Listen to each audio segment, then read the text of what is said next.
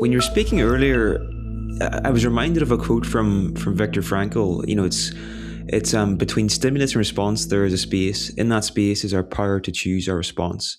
In our response lies our growth and freedom. How far do you agree with Frankl? Is a big part of life trying to widen that gap between stimulus and response? Yeah, I think it's a profound insight, and it's very true. And there's a lot of there's a lot of science behind that. There were some experiments done by Benjamin Libet, who was a neuroscientist in the mid 20th century. He's probably the most famous scientist who has studied free will. And he did a series of experiments, and it's kind of lengthy to go into detail about them. But what he found was that when you make a simple decision, like a decision to push a button, there is a burst of activity in your brain that precedes your awareness that you're making a decision by about half a second. That is, it looks like your brain is driving the decision, and you didn't really make it. It was your brain that made you do it. But what he found was that after you make the decision and before you carry out the act that you decide to do, there's an interval of time in which you can veto or accept that decision, that the brain doesn't do anything different. That is, that veto or acceptance is a spiritual phenomenon. It's not a physical phenomenon. And so he said that the way he thinks that the decision-making process and free will and all that stuff works is that your brain is continuously bombarding you with unconscious or pre-conscious motives that you don't directly control. I mean, it just happens. You see that piece of cake, your brain says, go for it. And you're just all of a sudden you want that cake. But you have the libertarian free ability to choose or not choose, to do what your brain wants you to do. And in that gap of choice is where you have free will. And that gap is not from your brain. That's a spiritual power. It's not a physical power. And what he said, this is one of his most famous quotes, Libet, is that it's not exactly you have free will, you have free won't. That is, your brain keeps trying to tell you to do stuff. And you can just go along with it. You can just do your robot thing and do what the brain says. But you have an interval of time where you can say, I'm not going to do what my brain wants me to do. And in some sense, you can train your brain. And that's where spiritual growth comes.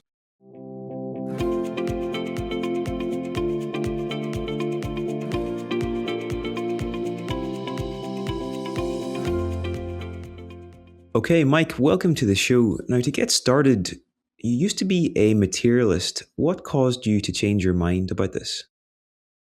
Well, thank you. And thank you so much for having me on. It's a real privilege to be here. I was born and raised in a secular environment.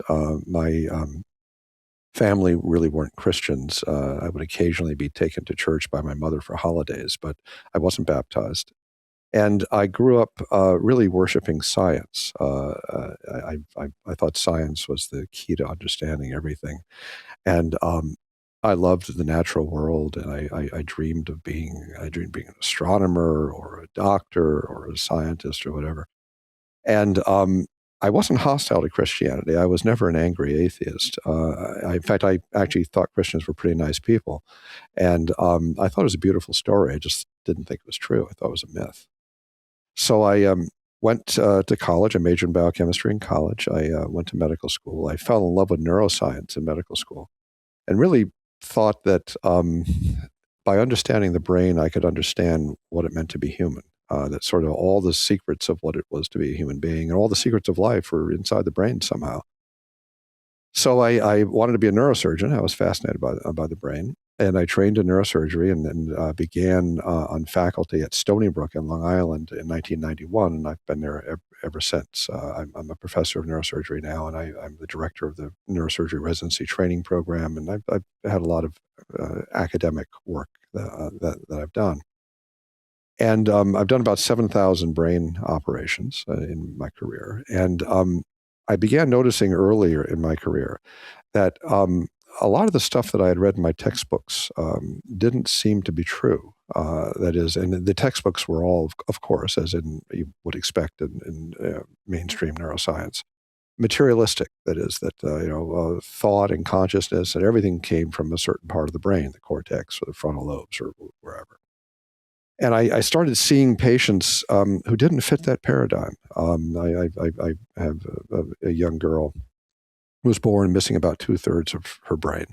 I told her family I didn't think she was going to do very well in life, although even at that point I knew that there were surprises out there. And she's a perfectly normal person. She's a businesswoman. She's now in her mid or late 20s. I see her every year in routine follow-up in the clinic. And she's perfectly normal with only about 1/3 of her brain present. I have a number of patients like that. She's definitely not the only one. And that doesn't mean that missing a part of your brain is necessarily good for you. But it means that there was nothing in the textbooks that I had studied when I studied science that accounted for that. It's bizarre to have that happen. Early in my career, I was operating on a woman who had a brain tumor in her left frontal lobe, in this area of the brain. And that's the area that controls speech. And the tumor had infiltrated her brain. It was a tumor that could be removed, but I had to remove a major part of her left frontal lobe to get it all out. And I had to preserve her speech area, which was vital to her.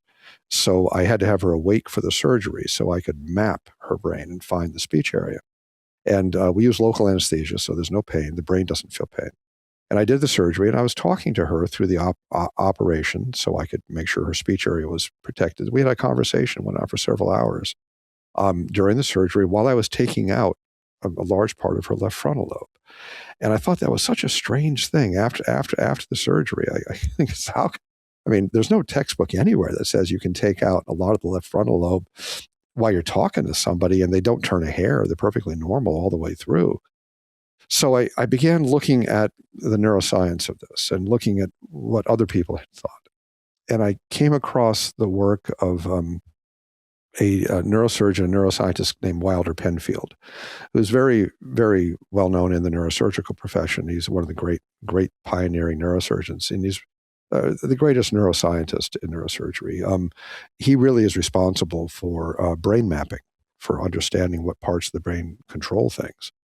And he asked a question. He, like me, was a materialist when he started out his career, and he asked a question at the beginning of his career. He said, does the brain explain the mind completely?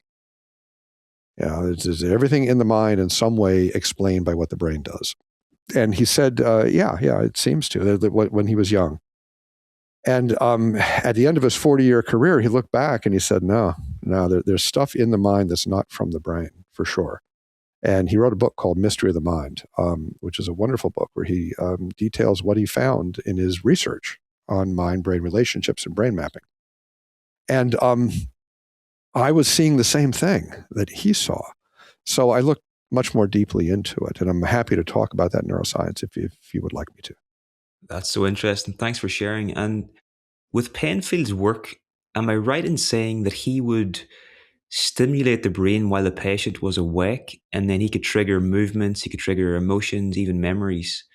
But the key thing was that the patient was aware that they hadn't caused the movement or the emotion or the memory. They had this sort of sense of... That's certainly a part of it. He had really... Okay, yeah, he had two lines of research in this regard. One was studying what happens when you stimulate the brain. And he found that no matter where he stimulated the brains of these 1,100 patients, and he had access to all kinds of areas, he could only stimulate one of four things. He could stimulate movement. He could touch part of the brain, the arm moves. He could stimulate a perception. He could stimulate a feeling of tingling on the skin, something like that. He could stimulate memories, particularly in the temporal lobe. He could stimulate the temporal lobe and you would get a memory of being at home with your mother when you were a little kid or something. And they could be very detailed memories. They could be very, very complex things from a single stimulation. And he could stimulate emotions. You touch certain parts of the brain, people can feel fear, they can feel happiness, they can feel... there's one area of the brain that if you have stimulation there, it makes you feel that everything's funny and you want to laugh. So there's those four things movement, perception, memory, and emotion. But he couldn't stimulate anywhere in the brain rational thought, reason, or free will. That is, that no matter where he stimulated, he couldn't stimulate someone to just say 1 + 1 is 2. Or he couldn't stimulate someone to say, if A then B, A therefore B. He couldn't stimulate someone to say it's nice to be kind, a simple moral judgment. He couldn't stimulate any of that no matter where he stimulated the brain. And he noticed, because he was a pioneer in the treatment of epilepsy, that epilepsy is a kind of brain stimulation. I mean, he was doing in the operating room what epilepsy does just randomly. And there have been probably 250 million seizures in human beings over the past couple of centuries of neuroscience. And there's not a single report in the medical literature, and Penfield noted this, of epilepsy ever evoking reason or free will. That is, when people have seizures, they have seizures that make them shake. They can have a seizure that gives them a tingling feeling. They can have a seizure that gives them a recurring memory, like a déjà vu. They can have a seizure that gives them a powerful emotion. But there are no mathematics seizures. There's no arithmetic seizure. There's no moral seizure. People never have a seizure where they just say 2 + 2 is 4, 2 + 2 is 4, 2 + 2 is 4. There's never been a seizure where people say it's wrong to be impolite to people. All of these abstract things, reason and free will, are excluded from evocation from the brain. There's another kind of brain stimulation that has been in modern times since Penfield, of deep brain stimulation, where you put electrodes deep inside the brain to help people with Parkinson's disease, to help people with depression, and it stimulates the brain in the deep core of the brain. And the same thing holds true. When you stimulate the brain with these stimulators, they can help you walk, they can help your mood, they can help your emotions. They don't help you do math. They don't help you do reason. They don't make you make better moral choices. So Penfield reasoned, and I think he's exactly right. He said that you can make up all kinds of scenarios why this might be the case. Maybe reason is too complex to stimulate. You can go through all kinds of hand waving. He said the most parsimonious explanation for why you can't stimulate reason or free will from the brain is that they don't come from the brain. That there's a part of the mind that's not in the brain. And that was his conclusion, and it's my conclusion. And there's lots of other neuroscience if you'd like to talk about. So we're essentially saying here that neural activity can't cause reason, intellect, will, these sort of higher aspects of the human being. Yes, exactly. A nice way to look at it, but of course, someone who would be skeptical of this view would say, no, wait a minute. I drink alcohol, or somebody hits me on the head with a bat. I'm not going to be able to reason as well as I did before that happened. So of course that affects the brain. But it's important to understand that what we're talking about here are two different relationships between mind and brain. One is a relationship of necessity, and the other is a relationship of sufficiency. There's no question that in order to normally express reason and free will, you have to have a brain that works okay. I mean, right now, if I were unconscious, I couldn't be talking like this. So yeah, sure. But that's a relationship of necessity. That is, the brain is necessary for the expression of free will. But there's a question of sufficiency. Is the brain enough for free will? And the argument that Penfield made, and that I'm making, is that the brain is necessary for the normal expression of free will, but is not sufficient. That we have spiritual souls, and that the brain is in some sense that which enables us to interact with the environment. So it enables us to express this. But reason and free will don't come from the brain. Whereas movement, perception, memory, and emotion do come from the brain. There's no question. I mean, there's a speech area. There are memory parts of the brain. There's a movement part of the brain. That's all brain stuff. There's no question about that. But no one has been able to find, by stimulating the brain anywhere, that will evoke reason or free will. So in my view, the brain is permissive for reason and free will to be properties of the mind, but they don't come from the brain. Okay. And going back to your, the example earlier of, your patient who lost a significant amount of her brain tissue and then lived quite a well functioning life afterwards, and was coherent and able to do most of what humans, well, pretty much just live a normal life. Is that right? Yeah. Yeah. She's a totally normal person. And then we're kind of drawing from this that the brain necessarily isn't essential for consciousness and for some of these higher aspects of our being. But well, the brain is necessary. It's not sufficient. Sorry, yes. But would someone then could we not just say then that it's certain areas of the brain? Because, for example, like other people that have, get damage to areas, become completely, can't function at all. So the conclusion then someone might point to is, well, surely it's just certain areas that are being affected. And in the case of your patient here, those areas were spared and she could function because most of the tissue that was taken away just wasn't necessary for that functioning. Does that make sense? Sure. Yeah, sure. And that's the argument. That's one of the arguments that's typically used by people who come at this from a materialist perspective. The answer to that is that there just isn't evidence for it. That is that, again, we go back to the phenomenology of seizures, that there have been 250 million seizures, and not a single one has ever, in the medical literature, has never been reported, has ever evoked reason or free will. Not a single one out of 250 million seizures. Penfield operated on 1,100 patients with awake brain surgery, did in the range of 500 to 1,000 individual stimulations over like a 6 or 8 hour period. That's how you do the surgery. So probably ended up doing about 1 million brain stimulations on these patients over a period of 40 years, and never once was able to evoke any kind of reason or free will by stimulating the brain. There are 20,000 people in the U.S. today who are walking the streets who have deep brain stimulators. And these deep brain stimulators typically stimulate at about 60 hertz. So that's 60 times a second. They're getting stimulations inside the brain. That's tens of millions of stimulations every year from deep brain stimulators. Not a single report in the medical literature ever of that stimulating reason or free will, ever. So you can make the argument that the evidence that reason and free will come from the brain is just kind of hidden. Maybe there is some way, but and that's fine. But first of all, it's really well hidden. it's awfully hard to find. And I tell atheists or materialists with whom I'm discussing this, and I discuss it quite a bit with people, that's fine when you actually have the evidence, not just, oh, gee, maybe this is what's going on. When you actually have evidence, give me a call. I'm give my cell phone number. You can call me. But right now, the state of the evidence is you can't get reason or free will out of the brain.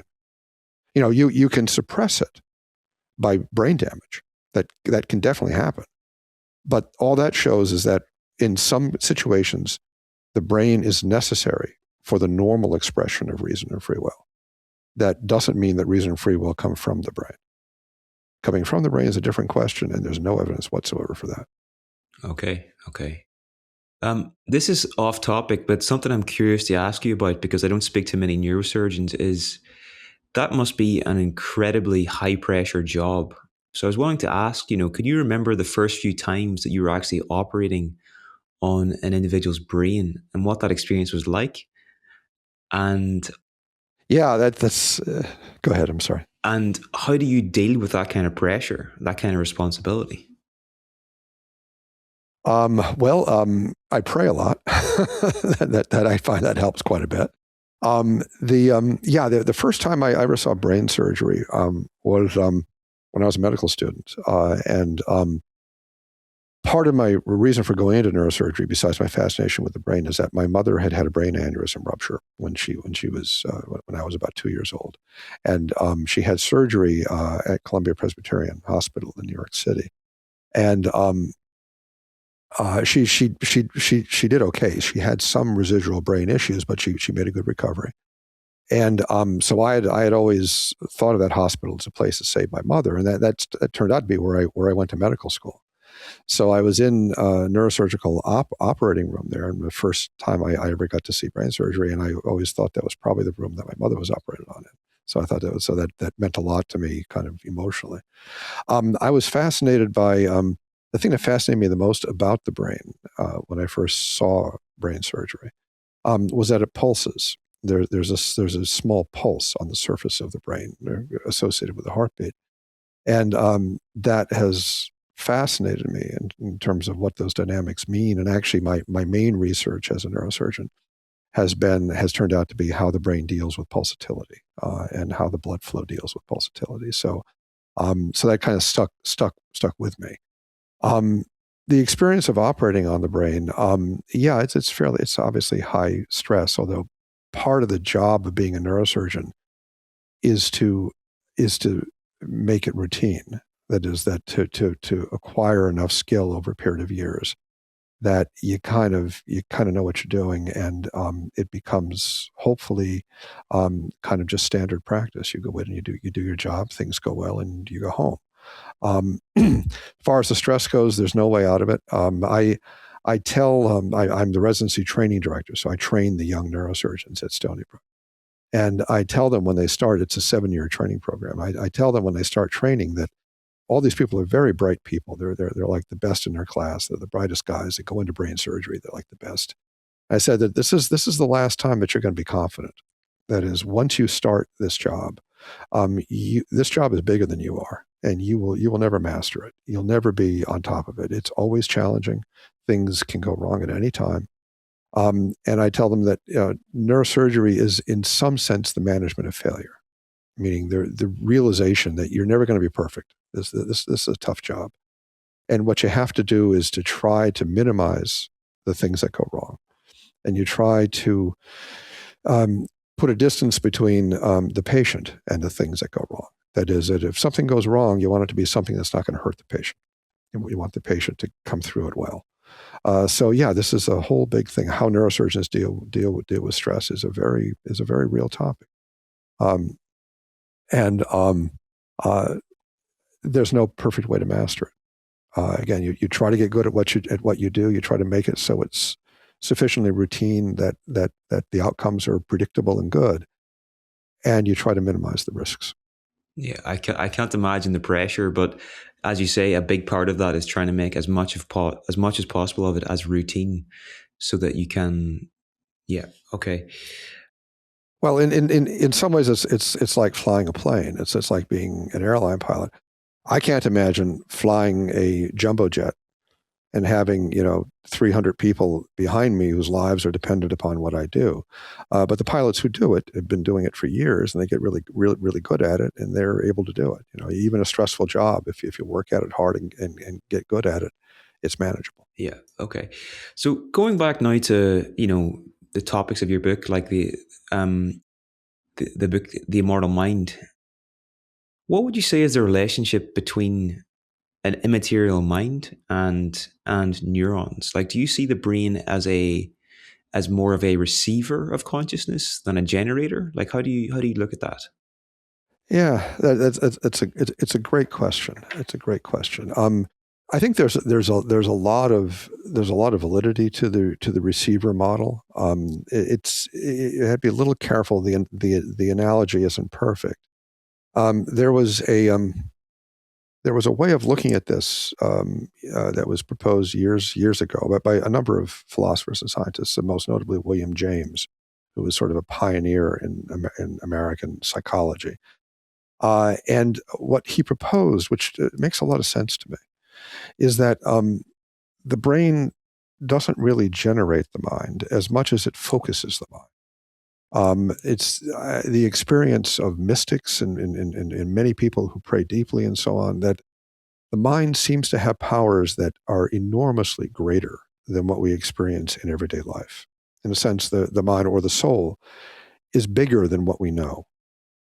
And James said, well, maybe the reason for that is that in everyday life, in the real world, the physical, biological world of getting up in the morning and making breakfast and going to work and going to sleep and doing all the things we have to do to be healthy human beings, we can't have a mind or a soul that is enormously expansive. We have to focus on what's needed in the real world. And what's needed in the real world is kind of a narrow spectrum of, you have to get enough sleep, you have to eat healthy, you have to exercise, you have to do normal things. So the analogy that people have used for that is that if you think of the soul as sunlight and the brain is like a magnifying glass, and you go out on a sidewalk in the bright sun and you focus the sunlight on a spot on the sidewalk, that focusing on a spot on the sidewalk is what the brain does for us in everyday life. It lets us be normal people and do the things we need to do to stay alive and stay healthy. But the mind is much bigger than that. But the brain suppresses a lot of that. So much of what the brain does is it suppresses the mind rather than generates the mind. There are things in the mind, or neurological things, that really have a very intimate relationship to the brain function. And those are what Penfield found. Movement, perception, memory, and emotion. Clearly, they're very closely tied up to the brain, to the way the brain works. The brain also has a relationship to intellect and will, but it's a different kind of relationship. It's more just permissive. And the way all these things work together, I think, can be understood if you just think about a student who's studying for a calculus exam. So he's got the exam the next day. He's trying to make sure he's learned it all. So when he studies for the calculus exam, he uses 6 things the brain does and 2 things that come from his spirit that don't come from the brain.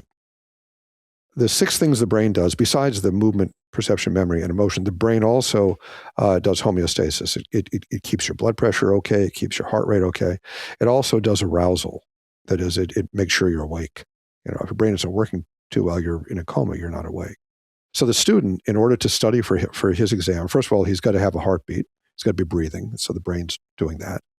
He's got to be awake. The brain keeps him awake, focuses his attention. He's got to have movement, meaning when he's reading his textbook, he's got to be able to move his eyes. He's got to have perception. He's got to be able to see the equations in the textbook. He's got to have memory. He's got to be able to remember the images he's seeing for the test. He's got to have emotions. In a sense, he has to be interested and excited about doing the work. If he's depressed or sad, he's not going to study as well. And he's got also to understand what the mathematics means. And that understanding is reason and intellect. And that's not from the brain. The brain enables that to be expressed, but it doesn't generate it. And he has to have free will. That is, he has to freely choose to study. So normally, like if you're studying for a test, all of these are working in unison. But there is a distinction, a metaphysical distinction and a neurological distinction between homeostasis, which is your heartbeat and breathing, and arousal and movement, perception, memory, and emotion on the one hand, which are from the brain, they're brain things, and intellect and will, reason and free will, which are not from the brain. There's a lot coming up for me here. The first thing is just what you were saying about the sun and the magnifying glass. I've never heard that before, but I really like that, and it reminds me of the idea that the brain is almost like a filter, and it's filtering out like everything that is not relevant to our goals, to our survival, to our reproduction, etc., etc. Precisely. And then what's interesting is whenever people, like say someone has a near-death experience, and there's actually a massive reduction in brain activity, this can actually lead to an expanded awareness or an expanded state of consciousness. And to me, that's really, really interesting, Oh, yeah. And the second thing was actually, do you want to say anything about near-death experiences before I move on here? Sure. And I'll be happy to, although I just want to mention one thing along the lines of what you're saying, the idea that the brain is a filter, that it constricts the soul rather than generates the soul, I think is a profound idea. And it really helps explain a lot of things. For example, it explains savants. It explains people who have autism, or who have brain problems, sometimes they have one particular area of life that they're extraordinarily good at. I mean, there are savants who can multiply, 10-digit numbers together in their head in seconds.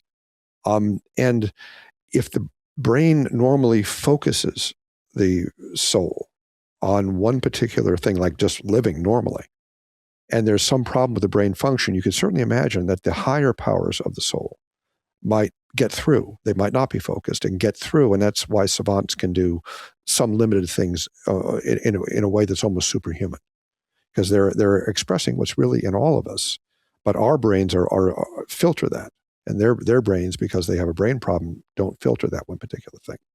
It also explains something that I've always thought was fascinating in mystics. That is, that if you read St. John of the Cross or St. Teresa de Avila, that one aspect of mystical contemplation and prayer is to suppress the brain. That is, St. John of the Cross called it the dark night of the soul. That is, that you have to go into a kind of a darkness where you're not thinking about anything. And that suddenly gives you a deeper insight into God and into reality. So again and again, we find this motif that sometimes to expand the mind and expand the soul, you have to suppress the brain, which goes along with William James' notion of the brain as a filter. On near-death experiences, it's a big topic. There's lots of books on it. There are scientific journals devoted to it. I've never had a patient myself have a near-death experience that I know of, but neurosurgeons don't usually see it. It's more cardiologists and critical care doctors that see it. Many of my patients who come close to death have brain issues that probably prevents them from remembering what happened during that period of time. But the literature on near-death experiences, again, is fairly large. It's anecdotal, largely. One of the problems with near-death experiences is that you can't do prospective studies very easily on them. You can't have 20 people in the laboratory and you deliberately stop their hearts and see how they do. So it's when a person has like a cardiac arrest in a hospital, it's a frantic event. People are rushing around trying to do CPR, trying to shock their heart. So it's not a good time for science. So you're just trying to save the guy's life. There's one near-death experience that has been very well documented that, interestingly enough, was kind of a prospective scientific study. And it is the experience of Pam Reynolds. Pam Reynolds was a woman in 1991 who had an aneurysm at a critical artery at the base of her brain. And it was inoperable by ordinary means, and it was going to kill her. It was getting bigger and it was going to explode. She went to a neurosurgeon in Phoenix named Robert Spetzler, who was a world's expert in this kind of problem. And Spetzler had developed an operation he called a standstill procedure. And he actually ended up doing it on about 40 people, and it worked very well. But it was a radical procedure. What he would do, for her kind of aneurysm, what he had to do is he had to open the blood vessel the aneurysm was on and rebuild the blood vessel internally. And that was the only way to fix it. The problem is, of course, you can't have blood flowing through the blood vessel while you're doing that. And that blood vessel was critical to her brainstem. So he couldn't, under ordinary means, just stop the blood vessel from flowing and work on it, because that would kill her brainstem. So what he had to do was to put her basically in a kind of a suspended animation. That is, he had to kill her, stop her blood from flowing so we could open the blood vessel. But he had to do it in a way that wouldn't leave her with permanent brain death or brain damage. So it was sort of a temporary brain death. So what he did, he took her to the operating room, put her under general anesthesia, put monitors on her brain to make sure that he knew what was happening inside her brain. He cooled her body down to 60 degrees Fahrenheit from 98.6. That gave him more time when he stopped her brain function to work without permanently killing her. He then put her on a heart-lung machine, and then he stopped her heart. And then he stopped the heart-lung machine. So there was no blood flowing. She was cooled down. And he then tipped the operating table up to get the blood drained out of her brain. Then he opened the blood vessel and he fixed it. He had about 30 minutes to do that. And then after he fixed the blood vessel, he reversed everything and woke her up. She did well. The operation took about 8 hours. After the surgery, he was talking with her, and she told him that she had watched the entire operation. She had seen the whole thing. He said, "Well, you couldn't possibly have watched the operation. You were brain dead. And I drained the blood out of your brain. You didn't have a heartbeat. All the monitoring on her brain was flatline. There was no brain waves at all." He said, "You couldn't possibly have watched. And you were under surgical drapes. Your eyes were taped shut. You couldn't have seen anything or heard anything because she had headphones on. They were putting clicks into her brainstem every second at about 100 decibels so they could see if her brain reacted. So she couldn't have heard a conversation. And what she then did is she repeated to him everything he said during the surgery. She described the operation in detail, including what the instruments looked like, and she had no way of knowing that. She described what other doctors said in the operating room, everything they did. And then she described the music they were playing in the background. So she said that what happened was when her heart stopped, that she was a musician, and she said she heard a natural D, like a hum. It was like a natural D. And she said suddenly she felt that she popped out of her body. She wasn't in her body anymore. And she could see the whole operating room. She floated up to the ceiling. She watched everything. And she said her vision was amazingly clear, and it was it was like 360 and the brilliant light, and it was just, she could see detail she could never see in ordinary life. So she watched as much of the surgery as possible. And then she said she saw a tunnel, and she felt being drawn into the tunnel, being pulled down it. And it was a pleasant feeling. It wasn't scary. And so she went down the tunnel, and at the other end of the tunnel was a beautiful light and then this beautiful world. And she said she had contact with her grandmother, who had passed away. And her grandmother, talked to her, reassured her, told her that it wasn't her time. This was all temporary, and she had to go back to life. So she went back down the tunnel, and she said that when she went into her body, she felt like she was going into ice water, which it was because her body temperature was 60 degrees. So her near-death experiences was kind of a prospective study. It was like a scientific study because she was deliberately killed to fix the aneurysm. And it's very well documented. She wrote a book. She's been on television. She actually passed away some years back from an unrelated issue. Dr. Spetzler has been on TV, and he says, "Hey, she told me what I'd said and what I did. I have no idea how." So Pam Reynolds' story is probably the best documented near-death experience, but there are many near-death experiences. And I believe, and actually Denise O'Leary and I are writing a book now about this, about near-death experiences. And what we want to do is to focus on two things. We want to focus on the scientific evidence for and against them, like what's the real science about? And the second thing we want to focus on is just explaining, if they are real, what do they mean? Because they don't always conform to our presuppositions. I mean, I'm a Christian, and I have beliefs about the afterlife, and not all near-death experiences conform to the Christian worldview. Not everybody sees Jesus. So that's an interesting question, and one that we'd like to address. But I think there are 4 things about near-death experiences that any explanation has to address, whether it's a materialist explanation or a spiritual explanation. And the first thing is the enhancement of our senses. That is, as you had kind of mentioned earlier, they're remarkably clear experiences. They're powerful, beautiful visions and things like that. And none of that is what happens when the brain is deprived of oxygen. That is, if you have brain damage and you lose oxygen, even a seizure or something like that, that doesn't make you better.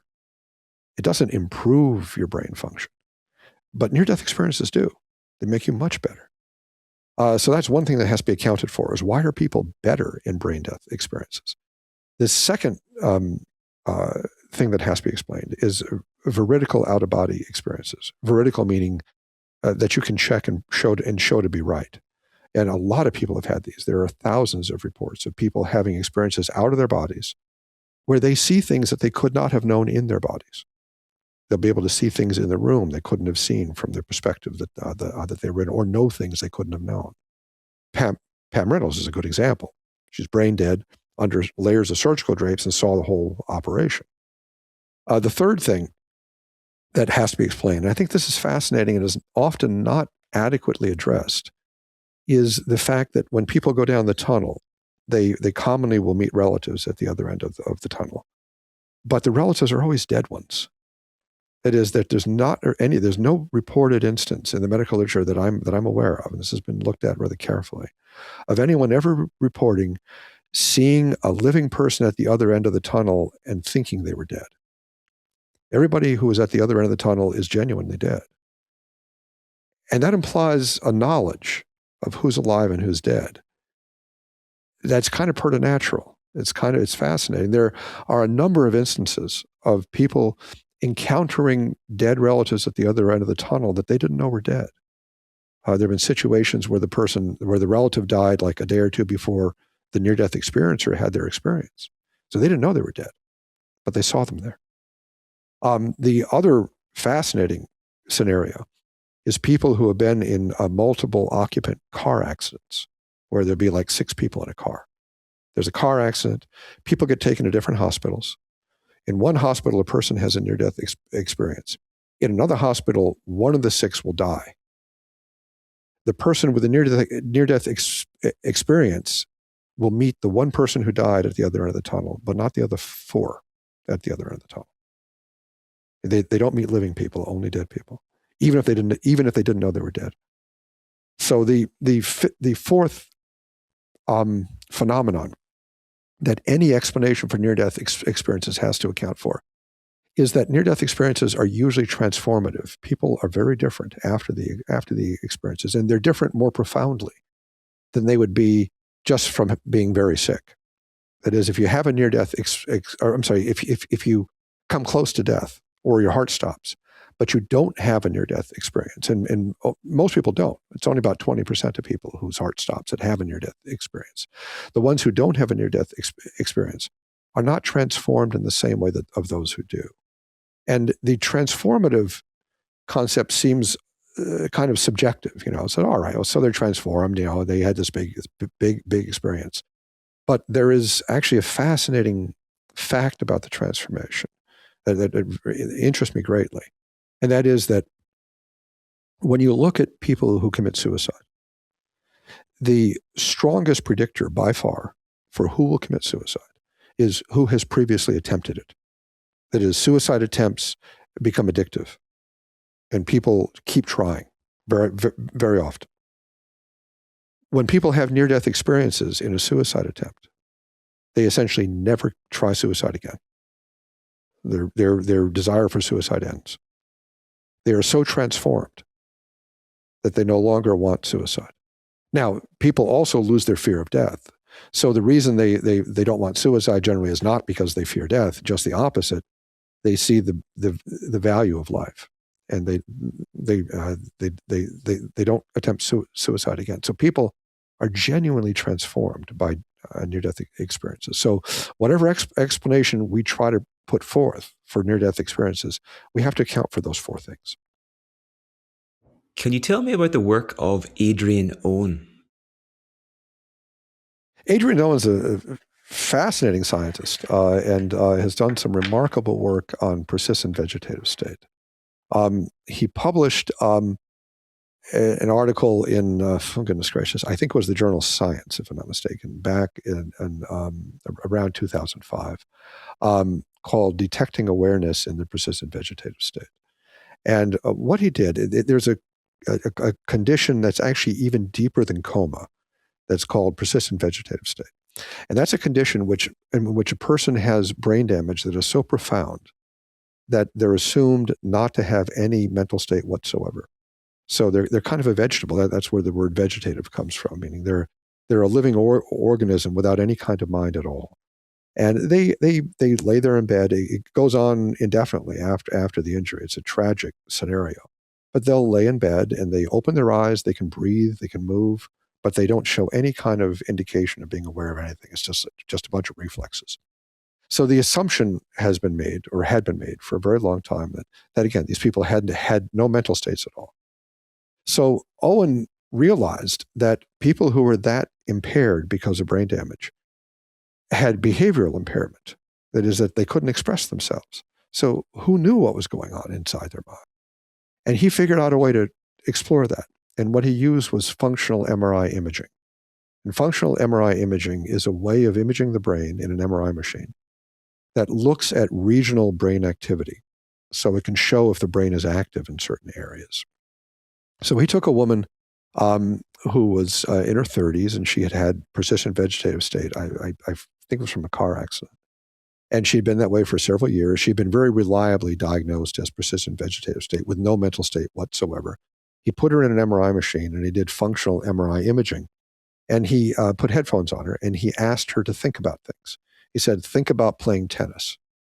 Think about walking across the room. Think about your family. And the functional MRI showed that she had little areas of what was left of her brain. Her brain was badly damaged. She had little areas that were activated in a certain pattern when he would ask these questions. So he then took 15 normal volunteers, stuck them in the MRI machine, and asked them the same questions. And he found that the same patterns of activation were there. So he said, well, to a first approximation, it looks like her brain's responding to these questions the same way these normal people are. Maybe she actually understands the questions. Maybe she's there. So what he did then was very clever. He said, how do we know that the brain response to the questions is really from understanding? Or is it just the sound comes into your ears, it activates pathways, just kind of a wiring thing, and you don't understand at all? It's just the sound is causing. So he put her back in the machine, and he asked her the same questions, except he mixed the words up so they didn't make any sense.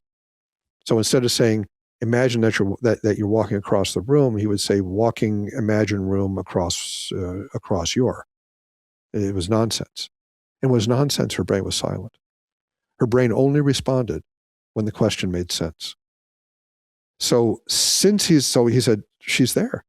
She's able to understand what's going on around her. And she has a mind. So a number of people have followed up on this, and about 40% of people in persistent vegetative state show clear awareness doing functional MRI imaging. And it's gotten to a point where in some situations, the investigators can communicate with the person. They'll get a yes and no answer, and they'll discern the brain patterns of yes and no, and they can ask them, is your brother's name Robert? Were you born in Michigan? And they get yes or no answers that are true. I believe there are people who can do some mathematics in persistent vegetative state. Is 6 + 8 14? Things like that. So it's gotten so dramatic now that there's a new category of state. It's called minimally conscious state. And that's people who were thought to be in persistent vegetative state, but you now realize are to some degree conscious. And I don't call it minimally conscious. It's conscious. Someone asks you a question, you can answer it, you're conscious. So in my view, that supports the view that there are aspects of the mind that don't come from the brain. Now, that's not a rigorous proof, of course. And I've discussed this with neuroscientists and other doctors. And they'll say, well, yeah, but you're studying the brain, so the brain responds. So you're not proving anything about the soul. It's just brain response. But my point is that the person who's had an injury that's left them in persistent vegetative state has massive brain damage, massive. They can't move in any purposeful way. They just lay there. But they can think at a very high level. They can answer detailed questions. So it means that there's this disconnect between brain function and ability to think, which kind of goes along with what Penfield found. It goes along with the phenomenology of seizures, goes along with brain mapping, goes along with deep brain stimulation. All of those things are consistent with what Adrian Owen found in persistent vegetative state. That's fascinating. And, there's implications here for anybody that's got a loved one in that state or in a coma that, it's worth actually trying to communicate with them and being careful about what you say around them too, Well, it's very true. And it's actually, nurses have known that for 100 years. That is that nurses in intensive care units always tell families, be careful of what you say, if you're around a comatose loved one.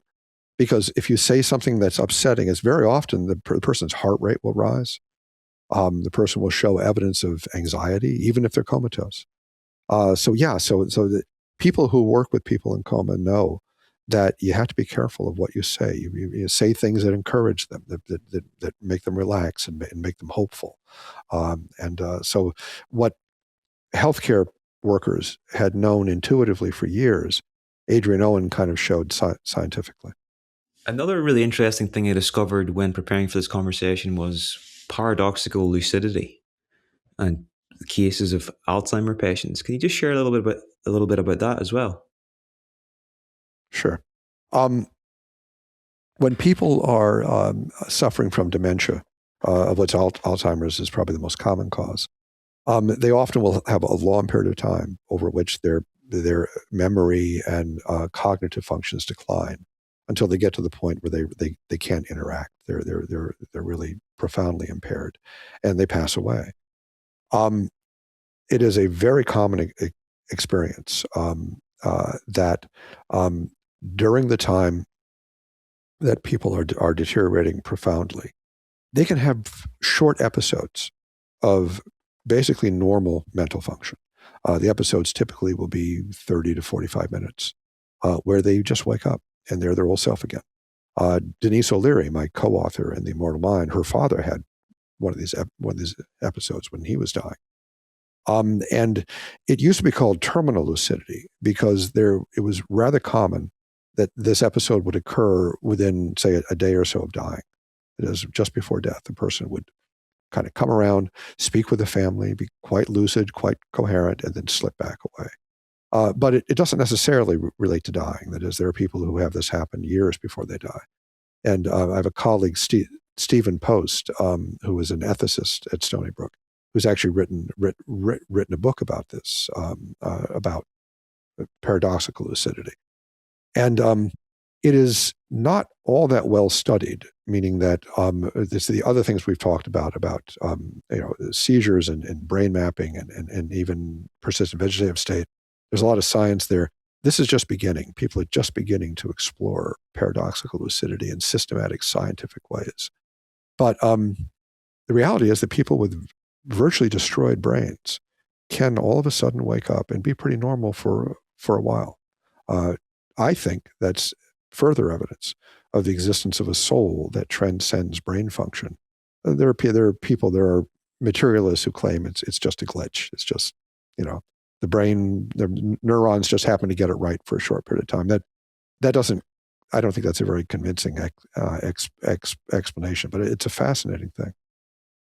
And, you mentioned there about the soul. What does that word mean to you? What is the soul? Yeah. It's a great question.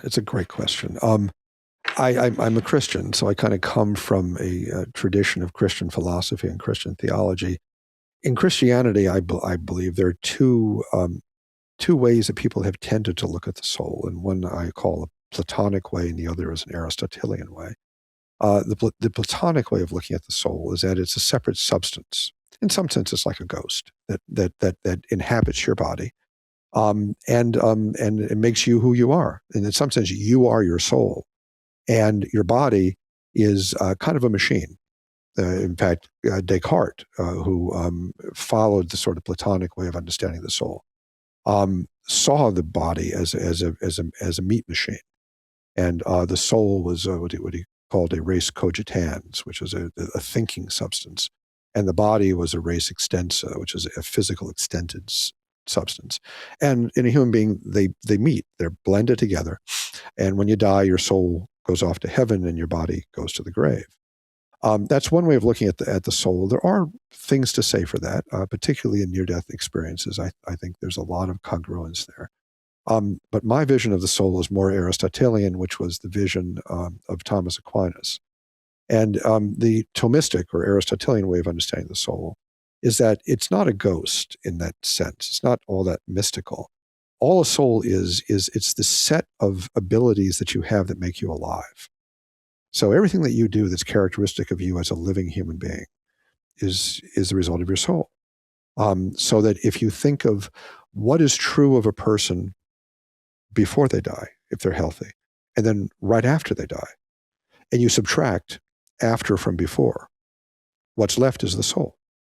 So the soul is basically everything about you that characterizes you as being alive. And what Aristotle argued and what St. Thomas argued is that when you look at the situation logically, and they use logic, they didn't have modern neuroscience, but logically, everything in your soul, and your mind is part of your soul, everything in your soul comes from your body in some sense. Movement, memory, emotion, perceptions, all that stuff, except intellect and will. The capacity for reason and free will don't come from your body. They're powers of your soul, but they're not physical. So they saw the soul as being this composite of spiritual and physical abilities. And the spiritual abilities are reason and free will. And the physical abilities are homeostasis, attention, movement, perception, memory, and emotion. And that's an old idea. That goes all the way back to Aristotle. And what I found in neuroscience is that the neuroscience backs that up 100%. And that's one of the things that has amazed me about this, is you read Aristotle and read Thomas Aquinas, who had no access to modern neuroscience. And then you look at the modern neuroscience, at seizure phenomenology, at Wilder Penfield's research, at Adrian Owen's research, all that stuff. And it really adds up. It's like the work of Aristotle and Thomas Aquinas are being confirmed by modern neuroscience. So my understanding of the soul is more Aristotelian and Thomistic. But I have many Christian friends who look at things more in a Platonic viewpoint of the soul being like a separate substance, which is a respectable view. But I like the Thomistic way of looking at it. When you were speaking earlier, I was reminded of a quote from Viktor Frankl. It's between stimulus and response, there is a space. In that space is our power to choose our response. In our response lies our growth and freedom.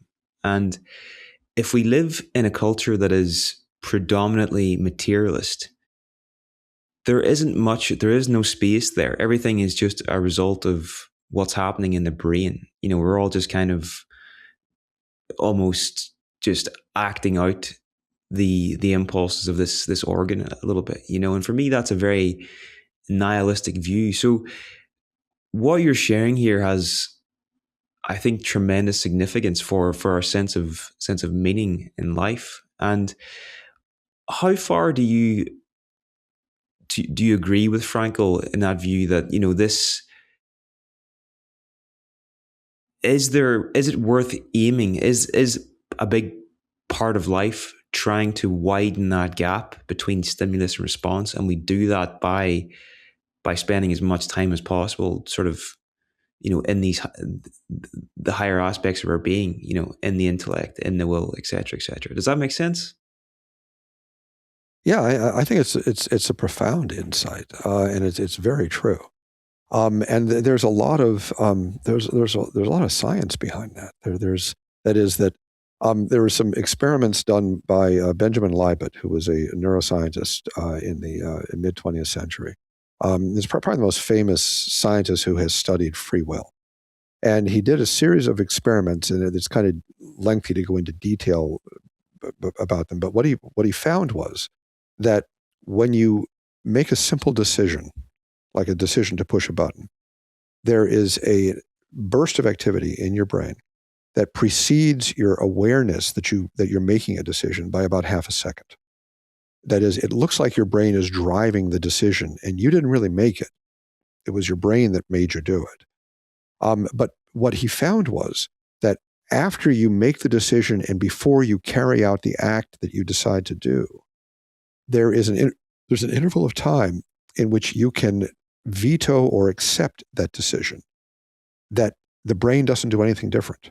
That is, that veto or acceptance is a spiritual phenomenon. It's not a physical phenomenon. And so he said that the way he thinks that the decision-making process and free will and all that stuff works is that your brain is continuously bombarding you with unconscious or pre-conscious motives that you don't directly control. I mean, it just happens. You see that piece of cake, your brain says, go for it. And you're just all of a sudden you want that cake. But you have the libertarian free ability to choose or not choose.